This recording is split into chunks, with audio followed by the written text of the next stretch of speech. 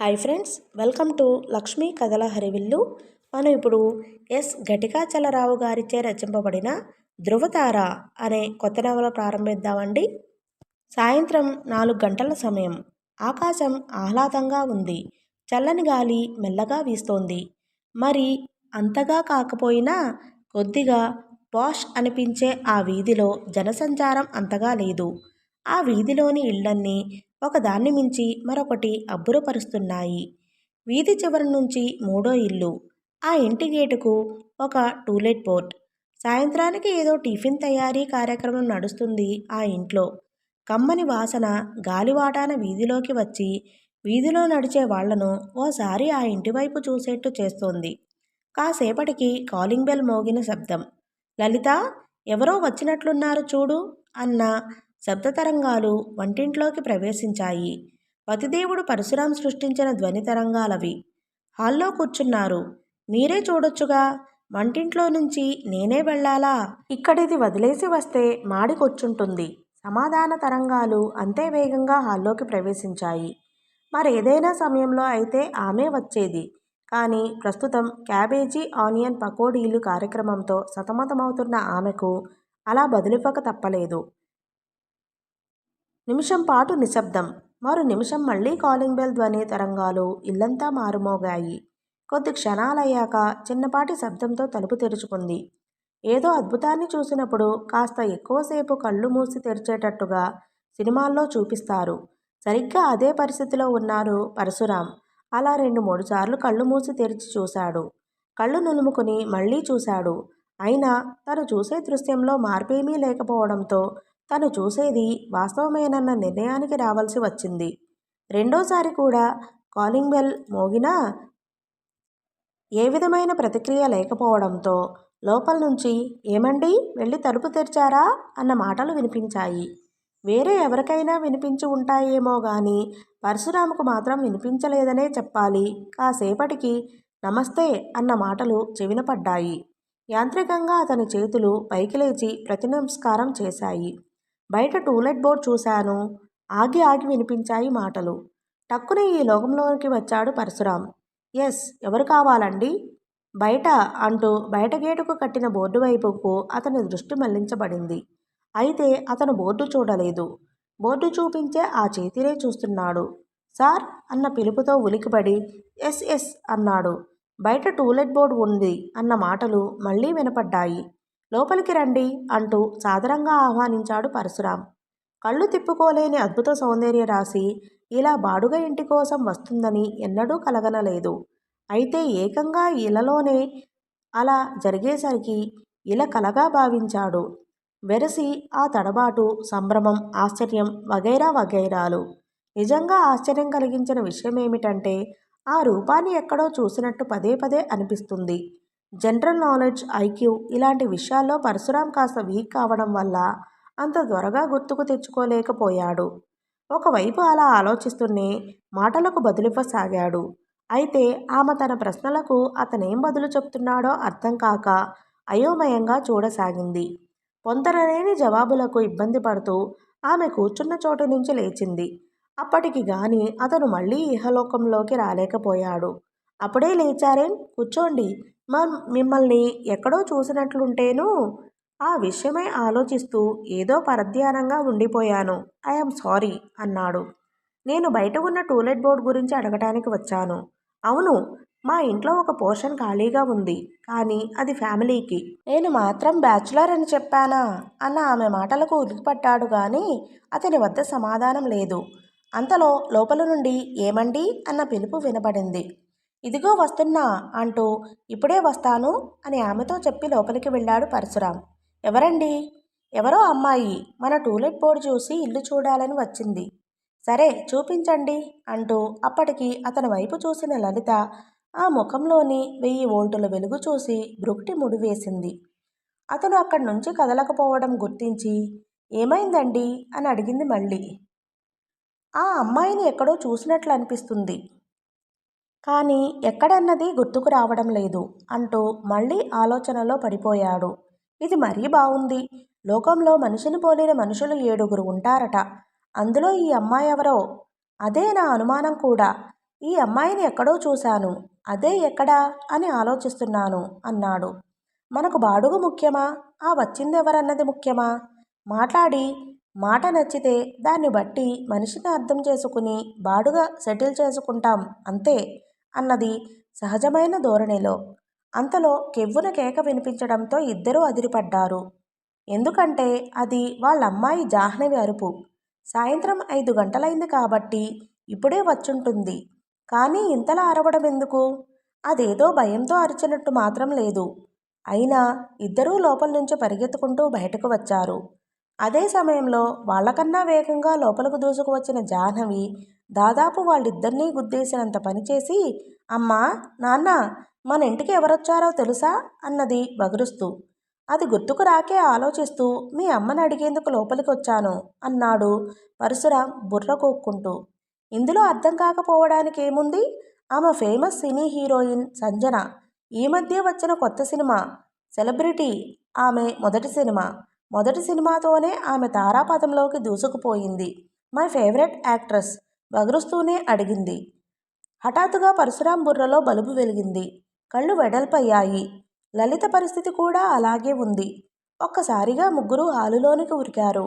ఆ ముగ్గురి హావభావాలు చూసి వచ్చిన అమ్మాయి దిగ్గున నిలబడింది. వాళ్ళు మెల్లగా తనను సమీపించడం చూసి భయంతో అడుగులు వెనక్కి వేసింది.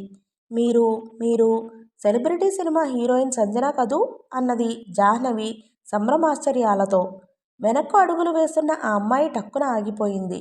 దీర్ఘంగా ఊపిరి పీల్చుకుని అదా మీ అనుమానం అన్నట్లుగా చూసింది. ధైర్యంగా అడుగులు ముందుకు వేసి వచ్చి మళ్ళీ సోఫాలో కూర్చుంది. ఆ ముగ్గురు ఇంకా సంభ్రమంలోనే ఉన్నారు. నా పేరు స్వాతి.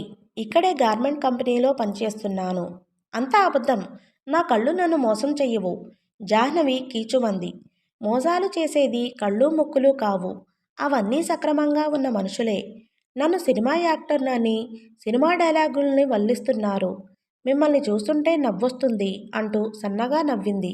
అదుగదుగో, ఆ సినిమాలో కూడా ఇలాంటిదే ఓ డైలాగ్ చెప్పి ఇదే విధంగా నవ్వింది. ఖచ్చితంగా ఈమె సంజన. చూడమ్మాయ్, నీ పేరేమిటో నాకు తెలియదు అంటుండగానే, నా పేరు జాహ్నవి. మా నాన్న పరశురాం, మా అమ్మ లలిత. నాకో అన్నయ్య కూడా ఉన్నాడు, కృష్ణ చైతన్య. ఆఫీసుకెళ్ళాడు, ఇంకా రాలేదు అని జాహ్నవి గబగబా తమ ముగ్గురిని పరిచయం చేస్తూ ఇంట్లో లేని అన్నయ్య గురించి కూడా చెప్పేసింది. చూడు జాహ్నవి, నువ్వు అనుకుంటున్నట్టుగా నేను సినిమా హీరోయిన్ కాదు. ఆమెలా ఉంటానేమో అంతే. ఈ ప్రపంచంలో మనిషిని పోలిన మనుషులు చాలామంది ఉంటారట. బహుశా నా పోలిక కూడా ఆమెతో అలాగే కలిసిందేమో. ఆ మాటలకు అప్పటిదాకా అంచనాలకందని ఎనర్జీ లెవెల్లో ఆమెను హీరోయిన్గా ఊహించుకున్న ఆ ముగ్గురు ఒక్కసారిగా చప్పపడిపోయారు. అంతలోనే ఆమె మాటలు నిజమై ఉండొచ్చునన్న నిర్ణయానికి కూడా వచ్చేశారు. ఆ తరువాత మరి కాస్త పరికించి చూసి నిజమేనని తలాడించేశారు. నిజమే, మీరు సంజనలాగే ఉన్నారు, కానీ సంజన కాదు. ఒకవేళ సంజనే అయితే ఇలా బాడిగిల్లు వెతుక్కుంటూ రావాల్సిన కర్మేమిటి? ఏ బంజారా హిల్స్లోనో ఖరీదైన బంగ్లా కొనుక్కునేందుకు ప్రయత్నిస్తుంటుంది. లేకపోతే ఈపాటికే అంత మంచి ఇల్లు సొంతంగానే కొనేసి ఉంటుంది అన్నది చెప్పగా జాహ్నవి. అమ్మయ్య, ఇప్పటికీ నా మనసు కుదుటపడింది. ఇప్పుడైనా ఇల్లు చూపిస్తారా? సమ్మోహనంగా నవ్వింది స్వాతి. అమ్మా, ఈమె సంజనే. ఆ నవ్వు చూడు, అచ్చం అలాగే ఉంది అన్నది జాహ్నవి మళ్ళీ గొణుకుతున్నట్లుగా. ఏంటి, బేతాళుడు తిరిగి చెట్టెక్కాడా? ఇప్పుడే కాదన్నావు, అంతలోనే మళ్ళీ అవునంటున్నావు. చిన్నపాటి విసుగు కనబరిచింది స్వాతి. ఏమో, నా మనసు అంగీకరించడం లేదు. మీరు సంజనే అంది బొంగమూతితో. నీ డైలాగే నేను చెప్తాను. కొన్ని సందర్భాల్లో మన కళ్ళు మనల్ని మోసం చేస్తాయి. ఇది అలాంటి సందర్భమే. ఆ మాటలకు పెదవి విరిచి తలాడించింది జాహ్నవి. తాను చూస్తున్న విషయాన్ని ఇదమిత్తంగా నమ్మే స్థితిలో లేదామె. అంతలోనే తేరుకున్న లలిత ఒక్క అంగలో వంటిల్లు చేరుకుంది. హండాలియం బాణలి కావడం మూలాన, పైగా స్టవ్ సిమ్లో ఉంచడం మూలాన నూనె ఎక్కువగా కాగిపోలేదు. అమ్మాయికి ఇల్లు చూపించండి, ఈలోగా నేను పకోడీలు రెడీ చేస్తాను అంటూ అరిచింది లలిత లోపల నుంచి. స్వాతిని తోడుకుని మేడ మీదకి దారి తీశాడు పరశురాం. వాళ్ళిద్దరి వెనకే జాహ్నవి నడిచింది, స్వాతిని ఒళ్ళంతా కళ్ళు చేసుకుని చూస్తూ. ఇంట్లోనే వరండా లోపల నుంచి మేడ మీదకి మెట్లున్నాయి. మేడ మీద 3 గదులు, హాల్, బెడ్రూమ్, కిచెన్ అని చెప్పుకోవచ్చు. అది కాక మరో చిన్న గది. మెట్లెక్కి పైకి రాగానే అక్కడున్న పెంకుల వసారాలోనికి అడుగు పెట్టాలి. అక్కడికి కుడివైపున దాదాపు 3 గదులంత విశాలమైన ఓపెన్ టెర్రస్. అక్కడ కూర్చుని చూస్తే చుట్టూ ప్రదేశం చాలా ఆహ్లాదకరంగా కనిపిస్తుంది. చుట్టుపక్కల అన్నీ మిద్దె ఇళ్లే.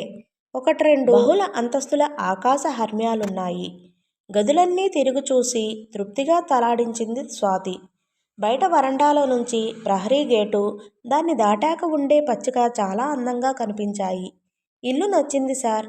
బాడుగ విషయం చెప్తే అందుబాటులో ఉందో లేదో అంచనా వేసుకుంటాను అన్నది పరశురాంని ఉద్దేశించి. నేను మనీ కన్నా మనుషులకే ప్రాముఖ్యత ఇస్తాను. మానవ సంబంధాలు సజావుగా ఉంటే ఈ డబ్బనే దానికి అసలు ప్రాముఖ్యమే ఉండదు. అది లేనివాడు ఎంత డబ్బున్నా డబ్బుకు విలువ ఉండదు. ఇల్లు బాడుగివ్వడం అనేది నాకు నచ్చని విషయం. అయితే మా ఆవిడ కోసమే ఈ పని చేస్తున్నాను. ఆవిడది కూడా ఎంతో కొంత అనే ధోరణి గాని ఇంతే అని నిక్కచ్చి మనిషి కాదు. ఈ జనారణ్యంలో మనిషికి మనిషి తోడు అవసరం. ఆ మనుషులు మంచివాళ్లుగా ఉండాలి అంతే. కొద్ది క్షణాల మౌనం తర్వాత, సార్, ఈ ఏరియాలో రేటెంతో దానికి అనుగుణంగా చెప్పండి. నాకు వీలవుతుందేమో చూస్తాను అన్నది. ఈ ఏరియాలో స్క్వేర్ ఫీట్ 10 రూపాయల లెక్కన తీసుకుంటున్నారు. ఇది 700 స్క్వేర్ ఫీట్ అంటే 7,000. ఆ మాటలంటున్నప్పుడే జాహ్నవి తండ్రి చేతిని గట్టిగా నొక్కింది. ఆమె ఉద్దేశం ఎలాగైనా స్వాతిని ఇక్కడే ఉంచాలని. అమ్మో, అంత రేటా అన్నట్టుగా స్వాతి కనుబొమ్మలు పైకెత్తింది.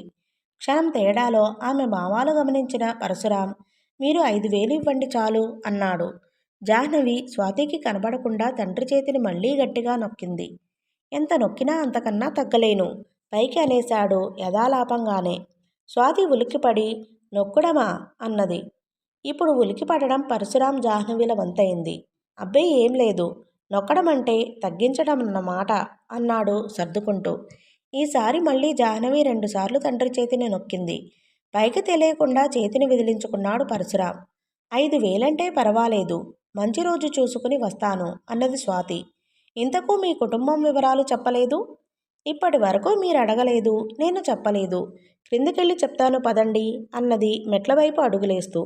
హాల్లో కూర్చున్న వెంటనే వేడివేడి క్యాబేజీ పకోడీలతో లలిత వచ్చింది. పకోడీలను ఒక ప్లేట్లో వేసి ఆమె ముందుంచింది లలిత. ఒకటి చేతిలోనికి తీసుకుని మెల్లగా కొరికి చెప్పడం ప్రారంభించింది. మేం మొత్తం 3 ఉంటాం. నేను, నా తమ్ముడు, నా తల్లి. కుటుంబ భారం మోయలేక తండ్రి ఇల్లు విడిచి పారిపోయాడని అందరూ అంటారు. అయితే ఆ విషయాలు నాకు తెలియవు.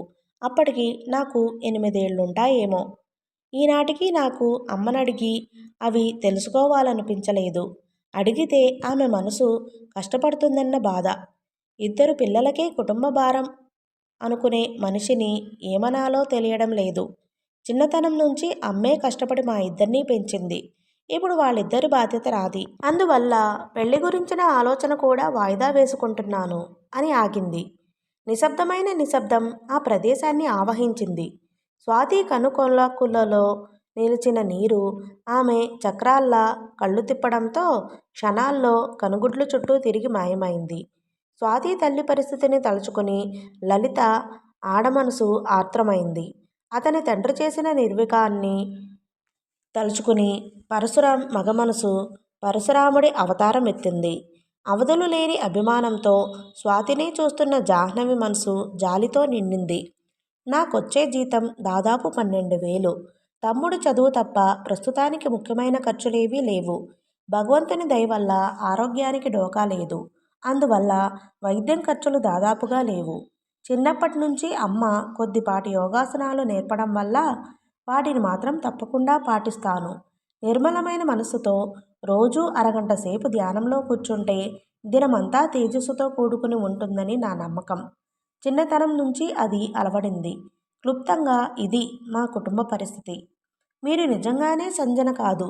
ఇంత కథ చెప్పిన తరువాత అర్థమవుతుంది అన్నది జాహ్నవి మెల్లగా. ఆమె మాటలకు నవ్వేసి ఆమె వైపు అభిమానంతో చూసిన స్వాతి, అమ్మాయ్, నీకిష్టమైతే నన్ను ఆ పేరుతోనే పిలు, సరేనా అన్నది. వద్దొద్దు, మీరు స్వాతియే. మీకు ఆ పేరే బాగుంది. నిజానికి ఆ సంజనకు కూడా స్వాతి అని పేరు పెడితే బాగుంటుందేమో అనిపిస్తుంది. పకపకా నవ్వింది స్వాతి. సముద్ర తీరంలో వ్యాహ్యాలకి వచ్చిన సాగరకన్య కాలి మువ్వలు తెగి తీరం వెంబడి చెల్లాచెదురుగా పడ్డట్టనిపించింది. సముద్రం లోపల నుంచి తీరానికి కొట్టుకొచ్చిన ముత్యపు చిప్ప తెరుచుకొని అందులోని ముత్యం తళుక్కుమన్న అనుభూతితో పాటు ఒకే ముత్యపు చిప్పలో ఇన్ని ముత్యాలుండడం సాధ్యమా అని కూడా అనిపించింది నవ్వుతున్నప్పుడు కనబడిన ఆమె పళ్ళు వరుస చూసి. స్వాతి గారు, ఇదే సమయంలో మా అన్నయ్య ఉండి ఉంటేనా మిమ్మల్ని చూసి తెగ వర్ణించేసేవాడు. వాడు గొప్ప రచయిత. కవితలు, కథలు, నవలలు చాలా రాశాడు. వాడి కథలు బహుశా మీరు చదివే ఉంటారు. వాడికి కూడా మీరంటే ఎంత ఇష్టమో. ఒక సినిమాకు కూడా కథ రాశాడనుకుంటా. తన పేరుతోనే రాస్తాడు, కలం పేరు లేదు. అలాగా? పుస్తకాలు చదివే అలవాటు పెద్దగా లేదు. గొప్ప రచయిత అన్నారు కాబట్టి ఏమైనా పుస్తకాలుంటే ఇవ్వండి, తప్పకుండా చదువుతాను అన్నది సంబరంగా. 2 నిమిషాల తరువాత లలిత కాఫీ పట్టుకొచ్చింది. అది ముగిసిన తరువాత, ఇల్లు బాగుందండి, రేపు వచ్చి అడ్వాన్స్ ఇచ్చి ఎప్పుడు చేరేది చెప్పి వెళ్తాను అంటూ లేచింది స్వాతి. అప్పుడు సాయంత్రం 6 గంటలు. వీధిలో కొద్దిగా జనసంచారం ఎక్కువగానే ఉంది. సమాచారం ఎలా తెలిసిందో ఏమో, స్వాతి బయటికి వచ్చే సమయానికి ఇంటి ముందు ఓ 25 మంది పైగా జనం గుమిగూడి ఉన్నారు. అందరూ ఒకటే కుసకుస, సంజన వచ్చింది, సంజన వచ్చింది అంటూ.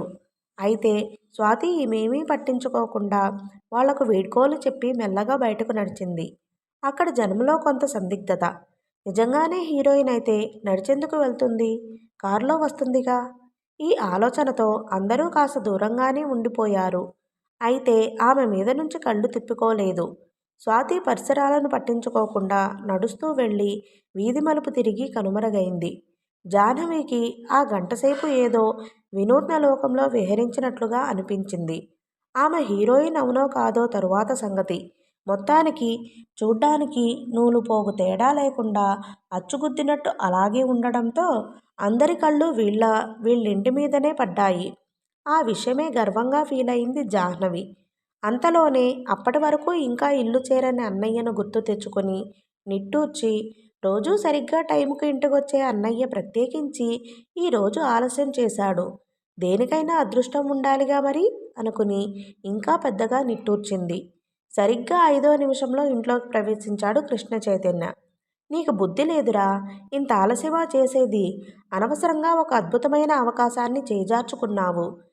నీ రచనకు ప్రేరణ కలిగించి ప్రాణం పోసే అందమైన శిల్పాన్ని చూసే భాగ్యానికి నోచుకోలేకపోయావు అన్నది అయోమయంగా చెల్లెల వైపు చూసి.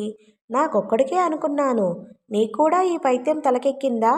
మాట్లాడేది అర్థమయ్యేట్టు బుర్రకక్కేట్టు సూటిగా మాట్లాడు, కవిత్వం ఒలకబోయకు అన్నాడు జాహ్నవి బుర్ర వెనక చిన్నగా మొత్తి.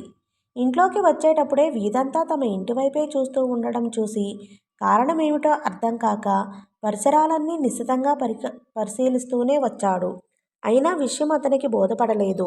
ఇప్పుడు ఇంట్లోకొచ్చాక జాహ్నవి ఇలా మాట్లాడటంతో అతని అయోమయం ఇంకా పెరిగింది. నీరసంగా సోఫాలో జారినట్లుగా కూర్చున్నాడు. నేను నీకేమీ చెప్పను. 2 రోజులాగితే నీకే అర్థమవుతుంది. అప్పటిదాకా ఓపిక పట్టాల్సిందే. అమ్మా, నాన్న, ఇక్కడ జరిగిన విషయాలేవీ వీడికి చెప్పొద్దు, నా మీదొట్టే అన్నది అతన్ని ఆట పట్టిస్తున్నట్లుగా. 2 నిమిషాలాగి చెప్పమని నన్ను బ్రతిమలాడతాడనుకుంటే చలనం లేకుండా జడ పదార్థంలా కూర్చున్నాడు. వీడికేం ఫీలింగులుండవా? ఎంత లక్షణంగా పెంచావే అమ్మా వీణ్ణి అన్నది తన వైపు అనుమానంగా చూస్తూ. వాడసలే పని అలసటతో ఇంటికొస్తే వాడితో నీకేంటి పరాచికాలు? కనీసం వాడికి కాఫీ అయినా కాచివ్వు. నా కాబోయే మూడికే నేనేమీ ఇవ్వదలుచుకోలేదు. వీడికెందుకిస్తాను? ఇలాంటి ఉత్తుత్తి సేవలు చెయ్యను. ఇది సేవ కాదే, అభిమానం, ఆప్యాయత. అవి మనం అనుకుంటాం వెర్రిమాలోకంలా. కానీ మగాళ్ళు అలా అనుకోరే.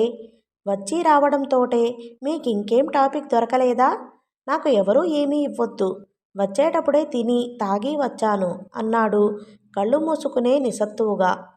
చూశావా, నీ సుపుత్రుడు తాగొచ్చాడంట. ఈ అలవాటు కూడా ఉందా అంటూ మరింతగా ఉడికించింది. నోరు మొయ్యవే, నోటికెంతొస్తే అంతేనా? రేయ్, నువ్వు లేచి కాళ్ళు కడుక్కో ఈలోగా కాఫీ తెస్తాను, దాని మాటలేం పట్టించుకోకు అంటూ జాహ్నవి వీపు మీద చిన్నగా ఒక దెబ్బ వేసి లోపలికెళ్ళింది లలిత. కృష్ణ చైతన్యలో ఈ పరాచకాలు ఆస్వాదించే ఆసక్తి ఏమాత్రం లేదు. ఉదయం 9 గంటల నుంచి సాయంత్రం 5 గంటల వరకు ఏకబిగిన కంప్యూటర్ ముందు కూర్చుని కళ్ళు వాచిపోయేలా పనిచేసిన బడలిక అతని ఇంకా పట్టి పీడిస్తూనే ఉంది. ఏ కాఫీలు టీలు అక్కర్లేదు. లోనికెళ్ళి మంచం మీద అడ్డంగా పడి నిద్రపోతే అంతా సర్దుకుంటుంది అన్న నిర్ధారణకు వచ్చి మెల్లగా లేచాడు. ఇంటివైపు అడుగులేస్తున్న స్వాతి ఒకమారు చేతిలోని డైరీ తీసి అందులోని ఒక పేజీలో రాసుకున్న విషయాన్ని మరోమారు చదువుకుని పెన్ తీసి అక్కడ ఒక చోట ఒక టిక్ మార్క్ వేసుకుంది. అప్పటికి చీకటి పడింది. వీధులన్నీ నియాన్ లైట్ల వెలుతురుతో వెలుగొందుతున్నాయి. ఇంట్లోకి అడుగుపెడుతుండగా జాహ్నవి గుర్తుకొచ్చింది. చిరునవ్వుతో పెదాలు విచ్చుకున్నాయి. లోపలికెళ్ళి అద్దం ముందు నిల్చుని తనను తాను పరిశీలించుకుంది. 2-3 నిమిషాలు పరిశీలించిన మీదట సంజన అంటూ నవ్వుకుంది. ఏంటే అంతసేపు అద్దం ముందు నిలబడి అలా చూసుకుంటున్నావు? ఏమిటి సంగతి అంటూ లోపల నుంచి ఆమె తల్లి శైలజ వచ్చింది. ఏం లేదమ్మా, స్వేచ్ఛగా ప్రశాంతంగా బతకడం ఎలాగో చూసుకుంటున్నాను అన్నది అద్దం మీద నుంచి దృష్టి మరల్చకుండా. అద్దంలో చూస్తే తెలుస్తుందా? తప్పకుండా, ఇప్పుడు ఉంటున్నానుగా. ప్రతిరోజు నన్ను నేను కాసేపిలా అద్దంలో చూసుకుంటూ ఉండడం వల్లే అలా ఉండగలుగుతున్నాను. ఏంటో నీ మాటలు నీకే అర్థం కావాలి. ఈరోజు ఆలస్యమైందేమిటి? వేరే ఇల్లు బాడుగకు చూసి వచ్చాను. బాగుంది. ఇప్పుడున్న ఇల్లు ఖాళీ చేసి మనం అక్కడికే వెళ్ళాలని నిర్ణయించుకున్నాను. మళ్ళీ మరో ఇల్లా? ఇప్పటికే ఈ ఏడాది ఇది 3వ ఇల్లు. ఇప్పుడు మారితే 4వది. ఎందుకలా చూలొచ్చిన పిల్లిలా ఇల్లు మారుస్తున్నావు? ఒక మంచి చోట కోసం చూస్తున్నాను. బహుశా ఇప్పుడు చేరబోయేది మంచిదనే అనిపిస్తుంది. 2 ఏళ్ల వరకు మళ్ళీ మారే ప్రసక్తే రాదనిపిస్తుంది అన్నది దృఢంగా. ఆమె మాటల్లో అచంచలమైన ఆత్మవిశ్వాసం. ఇప్పుడు మళ్ళీ ఎందుకు ఇల్లు మారుతుందో కేవలం తనకే తెలుసు. అది ప్రస్తుతానికి మరెవరికీ తెలియపరచాల్సిన అవసరం లేదు. ఆ ఆలోచనతో మనసు కుదుటపడింది. ఇల్లు మారడానికి కాస్త మంచి రోజు మాత్రం చూసిపెట్టు. రేపే అడ్వాన్స్ ఇస్తానన్నాను. తరువాత ఎంత త్వరగా చేరితే అంత మంచిది. లేకుంటే అక్కడ ఇక్కడ బాడుగలు ఇచ్చుకోవాలి అన్నది ఇంకా అద్దంలో చూస్తూనే. బాడుగెంత? 5,000. మనకొచ్చే ఆదాయానికి అంత పోసి బాడుగకు తీసుకోవడం అవసరమా? ఆదాయం గురించి నువ్వు చింతించకు. అక్కడ చేరాక ఇల్లు మంచిదని నువ్వే అంటావు. ఇంద్రభవనంలా ఉందా ఇల్లు. అంత తక్కువ బాడుగకు దొరకడం నిజంగానే మన అదృష్టం. అక్కడ పరిసరాలు ఎంతో ప్రశాంతంగా ఉన్నాయి కాబట్టి మదన్ చదువు కూడా ప్రశాంతంగా సాగుతుంది. ప్రస్తుతం వాడి చదివే ముఖ్యమైన విషయం. పెద్దగా నిట్టూర్చి లోపలికెళ్ళింది శైలజ. అందరూ నన్ను కొత్తగా సినిమాలో వచ్చిన హీరోయిన్ సంజన అంటున్నారు. అలా అనిపించుకోవడం బాగుంటుందా అన్నది ఆమె వెనకే వంటింట్లోకి వెళ్తూ స్వాతి. చూడ్డానికి అందంగా ఉంటే ఏమైనా ఎన్నైనా అంటారు. అంత మాత్రాన మనం పొంగిపోకూడదు. సంయమనం పాటించాలి. పోనీ నేను కూడా సినిమాలో చేరేదా? నీకిదేం పోయే కాలమే. ఇంతకన్నా మంచి ఆలోచన రాలేదా? ఏమ్మా, ఒక్క సినిమాకే లక్షలు వస్తాయి. దాంతో మనం హాయిగా ఉండొచ్చుగా. చాలిక నీ మాటలు. మరో మాట మాట్లాడావంటే నాలుక మీద వాత పెడతాను. రౌద్రంగా మారిన ఆమె ముఖంలోకి భావాలు చదవటానికి ప్రయత్నించింది స్వాతి. 2 నిమిషాలు మౌనంగా దొర్లాక, ఇంకెప్పుడు ఆ విషయం నా దగ్గర తీసుకురాకు. ఆ వాతావరణమే నాకు నచ్చదు అన్నది మెల్లగా శైలజ. మెల్లగా తల్లి భుజం చుట్టూ చేతులేసి, అమ్మా, నువ్వనే దానిలో తప్పేమీ లేదు. కానీ ఆ వాతావరణం నువ్వనుకున్నంత చెడ్డది కూడా కాదంటారు. ఒక్కొక్కరికి ఒక్కొక్క విధమైన అనుభవం ఉంటుంది అన్నది అంతే మెల్లగా అనునయంగా. మీ నాన్న మనల్ని ఒంటరిగా చేసి వెళ్ళిపోవడానికి కారణం ఆ వాతావరణమే. అది నేనెలా మర్చిపోగలను? ఆ పై వాదన పొడిగించదలుచుకోలేదు స్వాతి. తండ్రి రూపం చూచాయిగా గుర్తుంది కానీ ఇప్పుడప్పుడే 10 ఏళ్లు గడిచాయి. ఆ రూపం దాదాపు మాసిపోయినట్లుగా అనిపిస్తుంది. మౌనంగా స్వాతి తన గదిలోకి వెళ్ళిపోయింది. మర్నాడు ఆదివారం ఉదయం 8 గంటలకు బ్యాంకుకు వెళ్ళి ఏటీఎంలో ఇంటి అడ్వాన్సుకు కావలసిన మేరకు డబ్బు డ్రా చేసింది స్వాతి. 9 గంటలకు పరశురాం ఇంటికి బయలుదేరింది. ఆలోచనలు స్థిరంగా ఉన్నాయి. చేయదలుచుకున్న పని ఖచ్చితంగా అమలు చేస్తున్నట్లుగానే అనిపిస్తుంది. గేటు తెరుచుకుని లోపలికి వస్తున్న స్వాతిని లోపలి నుంచే చూసిన జాహ్నవి ఒక్క గెంతులో బయటకు వచ్చి ఉప్పొంగిన ఉత్సాహంతో రండి అంటూ చేతిని పట్టుకుని లోపలకు పిలుచుకెళ్ళింది. ఆమె మనసులో స్వాతి, సంజన అన్న భావనే ముద్రించబడి ఉంది. ఏమాత్రం తేడా లేకుండా అంత దగ్గరి పోలికలు ఉండడం ఎలా సాధ్యం అన్నదే ఆమె అనుమానం. లోపలికి అడుగుపెట్టగానే పరశురాం ఎదురొచ్చాడు. నమస్తే సార్, అడ్వాన్స్ తెచ్చాను అంటూ డబ్బులు అందించింది. ఎంచుకోకుండా జేబులో ఉంచుకుని ఎప్పుడు చేరదలుచుకున్నారు అని అడిగాడు. అమ్మ ఇంకా మంచి రోజు చూడలేదు. 1-2 రోజుల్లో నేనే వచ్చి చెప్తాను. మీ అనుకూలం చూసుకోండి. అయితే ఆలస్యం చెయ్యవద్దు. ఈ ఏరియాలో ఇంత తక్కువకు ఇల్లు బాడుగకు దొరకడం చాలా కష్టం. అమ్మాయి ఫోర్స్ చేసిందని ఇచ్చాను. చివరి మాటకు జాహ్నవి చిన్నగా భుజాలెగరేసింది. అదే సమయంలో ఎప్పటిలాగే జాహ్నవి స్వాతిని రెట్టించిన ఉత్సాహంతోనే చూస్తూనే ఉంది. అర్థమైంది సార్. సాధ్యమైనంత త్వరలోనే వచ్చి చేరుతాం. మాకు కూడా అదే మంచిది అని అక్కడి నుంచి బయలుదేరింది స్వాతి. ఓకే ఫ్రెండ్స్, ఈ పార్ట్ని ఇంతటితో ముగిస్తున్నానండి.